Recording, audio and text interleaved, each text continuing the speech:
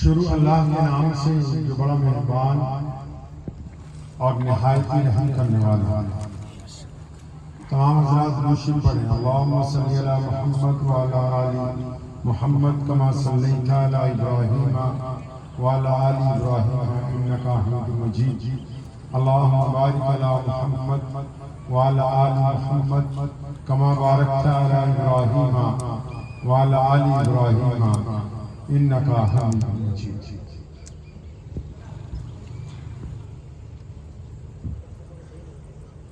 اللہ تعالیٰ کے پیارے نبی جناب محمد صلی اللہ علیہ وسلم سے پہلے جتنے بھی نبی آئے ہیں، آپ صلی اللہ علیہ وسلم سے پہلے جتنے بھی نبی آئے ہیں، آدم علیہ السلام سے لے کے ابراہیم علیہ السلام تک، اور پھر ابراہیم علیہ السلام سے نبی علیہ السلام تک، سب نے کہا اللہ، ارے بولو بھائی، اللہ ایک ہے۔ ابھی وہ ہمارے جو شاعر کا کیا نام ہے، زبیر بھائی کہہ رہے تھے آپ لوگ بولے اب آپ لوگ ہمارے ساتھ بھی نہیں بولیں گے تو پھر بات نہیں ہوگی، کیونکہ ہم بیان کرنے نہیں آئے آپ سے باتیں کرنے کے لیے۔ مولانا راغب صاحب کھینچ کھاچ کے لے آئے اتنی دور، اور جب آئے گئے تو اس بات میں تو تمام نبیوں نے کہا خدا، زور سے خدا، ابھی بھی آواز نہیں، خدا دنیا کے تمام مذاہب کے سب پڑھے لکھے لوگ اس بات کا پیغام دیتے کہ خدا، ہمارے نبی محمد علیہ السلام انہوں نے اس سے بھی اگلے جملے کو مکمل فرمایا۔ کس جملے کو مکمل کیا؟ یہ تو پتا ہے کہ ایشور ایک ہے، خدا ایک ہے، رب ایک ہے، پالنہار ایک ہے جس نے ہم سب کو پیدا کیا۔ تو جب ہمارے نبی محمد صلی اللہ علیہ وسلم مکہ المکرمہ میں مبعوث ہوئے تھے، اور جب ہم سب کی ماں امی خدیجہ الکبریٰ رضی اللہ تعالیٰ عنہ ان پر ایمان لائیں، اور جب ان کے دوست جو سب سے بڑے مسلمان ہیں، پتہ ہے نا کون سب سے بڑا مسلمان کون ہے بھائی؟ کون ہے بھائی؟ ابو بکر ہے۔ کون ہے؟ زور سے کون ہے سب سے بڑا مسلمان؟ ابو بکر ہے۔ جب وہ ایمان لائے، سیدنا عمر بن خطاب آئے، بڑے بڑے لوگ ایمان لائے، تو سب نے پوچھا یا رسول اللہ صلی اللہ علیہ وسلم، آپ کے اللہ کو بھی ہم نے رب مانا، یعنی آپ نے نشاندہی کی کہ خدا ایک ہے، نے بھی کہا خدا ایک ہے، آپ کو اللہ کا آخری نبی مانا، یہ دو باتیں تو مکمل ہو گئی، اب آپ ہم سے چاہتے کیا؟ آپ کے دین کا مقصد کیا ہے؟ آپ جس مذہب کو لے کے آئے ہیں وہ انسانوں کے درمیان کیا سندیش کیا دینا چاہتا ہے؟ تو آپ سب تو ماشاءاللہ مدھیہ پردیش کے پڑھے لکھے مسلمان ہیں، ماشاءاللہ فتویٰ دینے میں بھی ماہر ہیں، ماشاءاللہ ایک دوسرے کے اوپر، اور مسلک کھیلنے میں بھی ماشاءاللہ کافی رغبت آگے تک لے گئے الحمدللہ، تفرق بازی کے اندر بھی، برادری بات میں بھی۔ تو ظاہر سی بات ہے کہ آپ کو یہ چھوٹی سی بات پتہ ہوگی کہ اسلام کا جو سندیش ہے وہ کیا ہے، پتہ ہے؟ پتہ ہے کہ نہیں؟ ہاں یا نا میں جواب دو بھائی، پتہ ہے کہ نہیں؟ اچھا کوئی ہمارا کہہ رہا مسلم بھائی وہ ہم سے پوچھیں کہ عبد الرحمن بھائی آج کل ذرا بہت ماحول ایسا ہے، میں آپ سے پوچھنا چاہتا ہوں کہ اسلام کا سندیش کیا ہے، آپ کا مذہب کیا کہتا ہے؟ تو آپ کیا کہیں گے کہ نماز پڑھنا اسلام ہے، روزہ رکھنا اسلام ہے، حج کرنا اسلام ہے، زکوٰۃ دینا اسلام کا نام ہے۔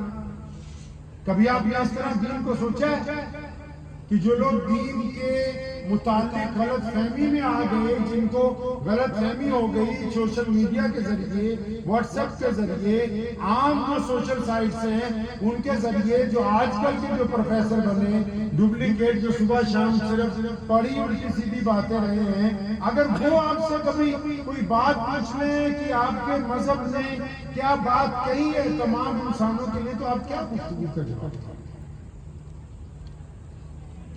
یہ تو ہم سب جانتے ہیں ویسے کہ پاجامہ اگر ٹخنوں سے اونچا کر لے تو کہاں جائیں گے بھائی؟ ارے بولو تو صحیح، زور سے۔ اگر یہ کپڑا ٹخنوں سے اونچا ہوگا ایک مسلمان کا تو وہ کہاں جائے گا مرنے کے بعد؟ ارے بولو تو صحیح زور سے، آواز کہاں جائیں گے؟ اور اگر نیچے ہوا تو اب دیکھو آپ کو اتنا باریک مسئلہ بھی پتا ہے۔ اب اگر پوچھنے والا پوچھ لے کہ بھئی اونچا ہے تو جنت میں کیوں جائیں، نیچا ہے تو جہنم میں کیوں جائیں، تو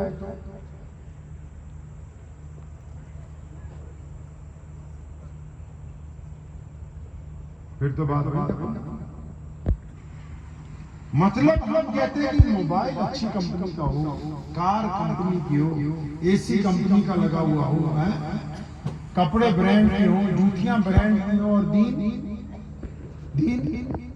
بولے دین تو بس کیلا بیچنے والا بھی فتویٰ دے گا، بریانی والا بھی فتویٰ دے گا، ڈاکٹر صاحب بھی فتویٰ دیں گے، انجینئر صاحب بھی فتویٰ دیں گے، اور مسجد کا صدر تو کہتا ہے مجھے کم از کم مفتی کے برابر کمانی ہو۔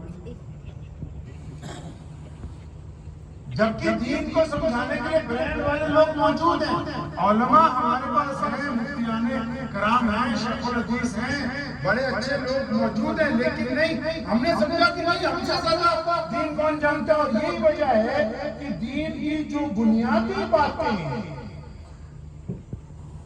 جو بنیادی باتیں ہیں وہ ہمارے پاس نہیں ہیں۔ ہم ہر ایک چیز کو رسم لے کے چل رہے ہیں، رسم اور رواج کے طریقے سے چل رہے ہیں۔ اسلام رسم اور رواج کا مذہب نہیں ہے، اسلام محمد رسول اللہ صلی اللہ علیہ وسلم کی ان اعلیٰ روایات کا امین ہے جو محمد رسول اللہ صلی اللہ علیہ وسلم نے کائنات کے اندر قائم فرمائی۔ تو وہ کون سی بات ہے جو پوری دنیا کے سامنے نبی علیہ السلام نے رکھی، آج جس کے بارے میں اور آپ نہیں جانتے، ہمارے ذہن سے بات نکل گئی۔ اور یہی وجہ ہے کہ جب بنیادی بات ہمارے ذہن سے نکلی تو بہت ساری غلط فہمیاں، بہت ساری پریشانیاں، بہت سارے دکھ، بہت ساری تکالیف، بہت ساری مصیبتیں انہوں نے آ کے ہم کو گھیرا۔ کیوں؟ کیونکہ ہم اپنے مقصد کو بھول گئے، مقصد یاد نہیں۔ آپ کو پھر اور تھوڑا آسان طریقے سے سمجھاتا ہے۔ یہ پنڈال لگا ہوا ہے، جس کسی سے بھی حضرت نے یہ پنڈال لگوایا اس نے پوچھا ہوگا بھئی آپ کیا کرنا ہے؟ شادی کرنی ہوتی تو شادی کی طرح لگاتے ہیں، کسی کے انتقال کے بعد دعا کرنی ہوتی تو اس طرح لگتا ہے، جلسہ کرنا ہے تو جلسے کی طرح لگاتے ہیں۔ وہ مقصد پوچھتا کہ آپ نے کرنا کیا ہے۔ پھر یہ جو قالین ہے، یہ لاؤڈ اسپیکر ہے، یہ لائٹیں ہیں، یہ اس جلسے کا مقصد نہیں ہے۔ یہ ساری چیزیں اس جلسے کا مقصد نہیں ہے، یہ ضرورتیں ہیں۔ یہ مائک ضرورت ہے، یہ بجلی ضرورت ہے، یہ قالین ضرورت ہے ہماری، یہ اسٹیج ہماری ضرورت تھی۔ اب ضرورت اگر نہیں ہوتی تو ہم مقصد تک پہنچ سکتے؟ میں اور آپ آتے ہیں، یہاں کچھ انتظام ہی نہ ہوتا تو ہم مقصد تک پہنچتے بھائی؟ اس کا مطلب پتہ لگا کہ ضرورت نہایت قیمتی چیز ہے، لیکن ضرورت مقصد نہیں ہے۔ نماز دین کا حصہ ہے، اس سے انکار کفر ہے، لیکن وہ اسلام کی ضرورت ہے۔ روزہ ہماری ضرورت ہے، حج ہماری ضرورت ہے، زکوٰۃ ہماری ضرورت ہے، لیکن یہ تمام ضرورتیں بنائی کیوں گئی؟ ان ضرورتوں کو بنانے کا مقصد کیا ہے؟ اللہ کے نبی علیہ السلام نے یہ سب کچھ مسلمانوں کو عطا کیوں فرمایا ہے؟ اب جب یہی پتہ نہیں ہے تو پھر تو معاملہ چوپٹی ہے سارا۔ کیوں جی؟ مولوی کیوں بار بار کہتے ہیں مدرسے کھولو، مدرسے کھولو؟ کیوں؟ تاکہ وہ یہ چاہتے ہیں کہ آپ کے آنے والی نسلوں میں دین باقی رہے۔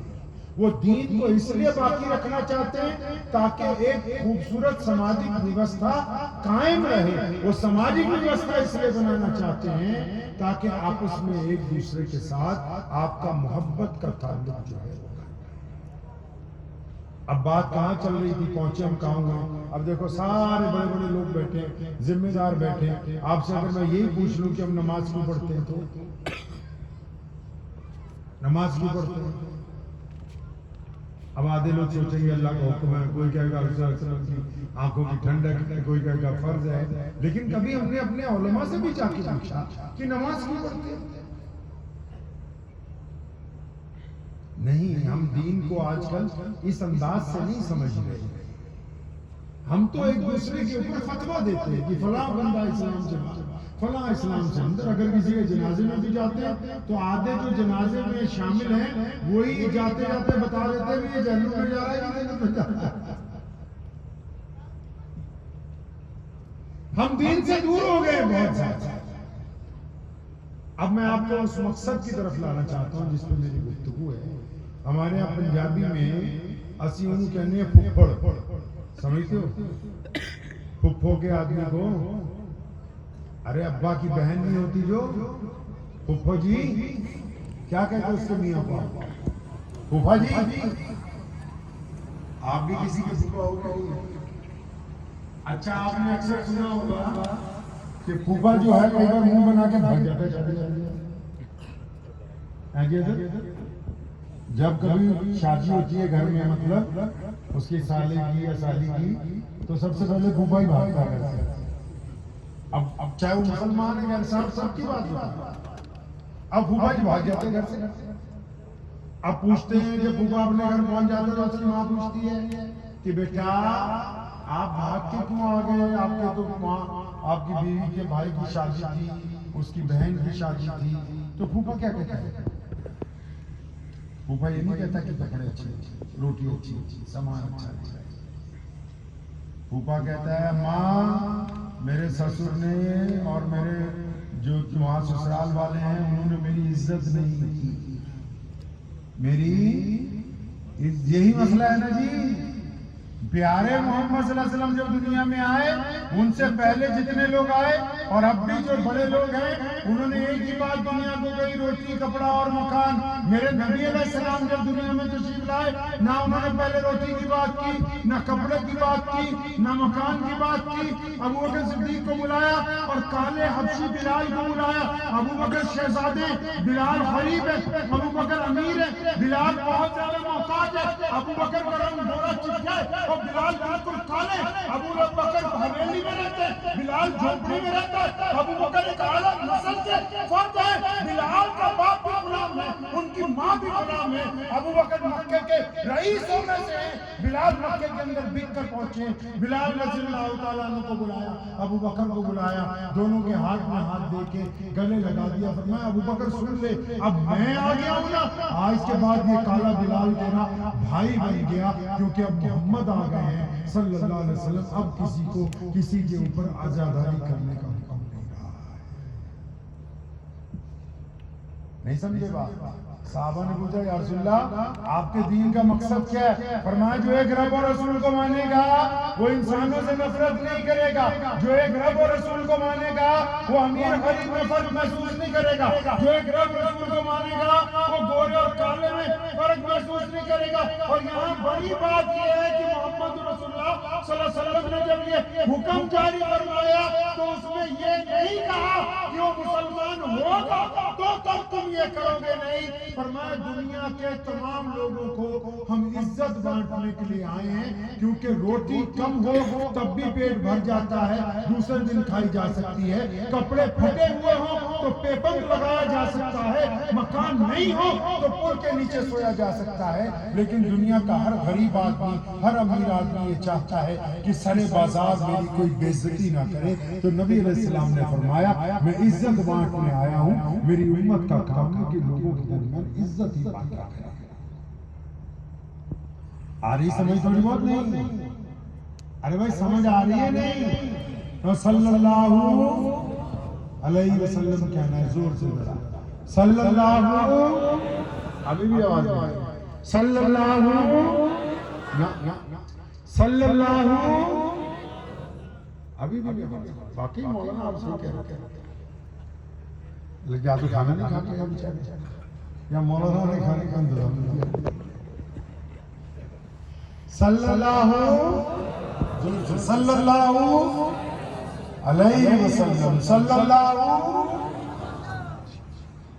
تو نبی علیہ السلام نے یہ جو خوبصورت نظام کائنات کو دیا، کون سے والا نظام؟ جس میں انسانوں کے اندر برابری کر دی۔ آپ کبھی گئے مسجد تک؟ کسی مسجد میں جائیے، مکے کی مسجد تو یہاں سے دور ہے، آپ اپنے گاؤں کی مسجد میں جائیے، گاؤں کی مسجد میں جب جمعے کی نماز ہوگی، اگر جس بندے نے مسجد کے لیے جگہ دی ہو، یا جو بندہ مسجد کا صدر ہو، یا کوئی بندہ گاؤں کا بڑا آدمی ہو، اور وہ نماز جمعہ پڑھنے کے لیے آئے اور امام صاحب نیت باندھ چکے ہو، تو آپ بتائیے کہ جو بعد میں نماز پڑھنے آئے گا تو اس کو کہاں پہ جگہ دی جائے گی؟ ارے زور سے بولے، کہاں؟ پیچھے جگہ ہے۔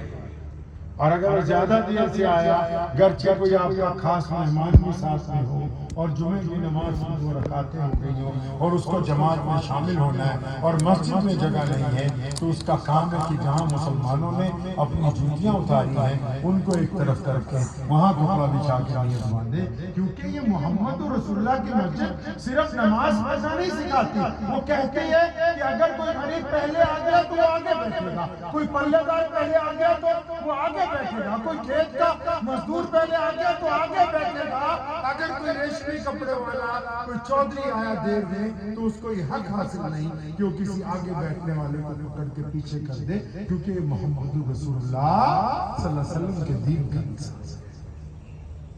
اور مسجد کیوں بنا رہے ہیں؟ مسجد کیوں بنا رہے ہیں؟ مسجد کو قائم کیوں کر رکھا ہے؟ مسجد کے اندر عبادت کیوں کر رہے ہیں ہم لوگ؟ مسجد کے اندر کیا کرتے ہیں جا کے؟ پتہ ہے آپ کو یہ بات پتہ ہے آپ کو؟ پچھلی مرتبہ میں نے بھوپال میں بھی مسلمانوں سے پوچھا تھا، آپ سے بھی پوچھتا ہوں، آپ سے یہاں سے تو بھوپال تھوڑا قریب ہی ہے، میں نے ان سے گزارش کی تھی، یہ معلوم کیا تھا کہ آپ اپنی مسجد کے امام کو مہینے میں کتنی تنخواہ دیتے ہیں؟